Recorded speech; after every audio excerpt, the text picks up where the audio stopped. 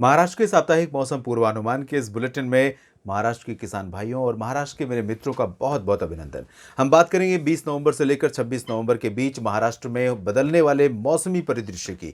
इस समय बंगाल की खाड़ी और अरब सागर से जो सक्रिय हवाएं आ रही हैं, उनका असर अगर साउथ पेनिनसुलर रीजन के अलावा किसी राज्य पर पड़ रहा है तो वो महाराष्ट्र है। और महाराष्ट्र के विदर्भ से लेकर मराठवाड़ा, विदर्भ और मध्य महाराष्ट्र तथा कोंकण गोवा रीजन्स में इन चारों सब डिविजन्स में बारिश होने की संभावना है।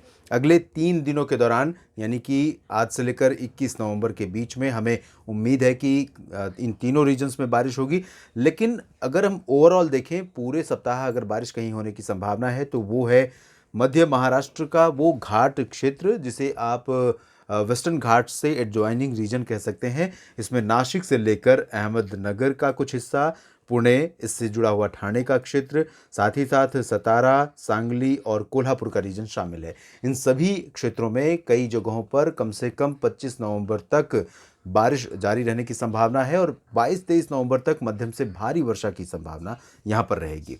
और उसके बाद 23 नवंबर के बाद बारिश की गतिविधियां काफ़ी कम हो जाएंगी और 24-25 नवंबर को लाइट टू मॉडरेट रेन होगी। उसके बाद 26 नवंबर से मौसम साफ हो जाएगा।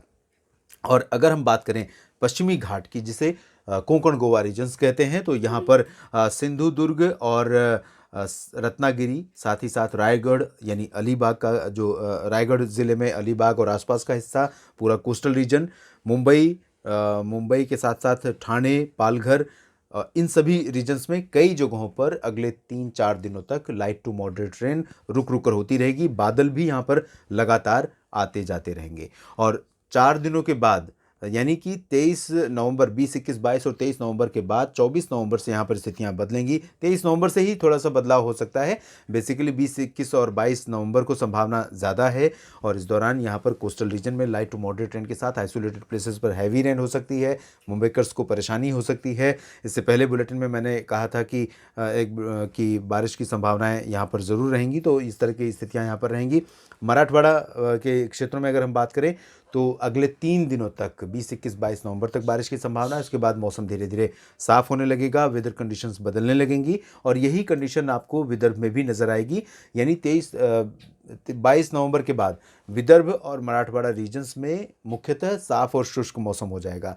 23 नवंबर को कुछ जगहों पर लाइट रेन ज़रूर इन दोनों रीजन्स में हो सकती है। अकोला, अमरावती, वाशिम, हिंगोली, जालना, परभणी, नांदेड़, यवतमाल, वर्धा, नागपुर, भंडारा, गोंदिया, चंद्रपुर, गढ़चिरौली, इन सभी भागों में कुछ स्थानों पर ज़रूर वर्षा हो सकती है 23 नवंबर को भी। लेकिन 24, 25, 26 नवंबर को मुख्यतः शुष्क और साफ मौसम रहने की संभावना विदर्भ में और मराठवाड़ा में नज़र आ रही है। लेकिन विदर्भ और मध्य महाराष्ट्र और कोंकण गोवा के बारे में आपने देखा कि मैंने बताया बारिश होने की संभावना यहाँ पर लगातार रहेगी।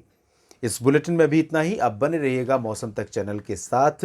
खेती का प्रबंधन करते समय मौसम का जो ये पूर्वानुमान है, इसको ज़रूर ध्यान में रखिए। साथ ही साथ हर तरह से अलर्ट रहिए, अपडेटेड रहिए, ताकि आपकी मेहनत के साथ साथ आपका जो पैसा लगा हुआ है, आपकी जो लागत लगी हुई है खेतों में, चाहे वो हॉर्टिकल्चर हो या एग्रीकल्चर हो, इन जगहों पर जो पैसा आपने लगाया है, मेहनत लगाया है, जो उम्मीदें हैं वो न टूटें और पैसे और मेहनत का नुकसान भी आपको कम से कम हो। धन्यवाद।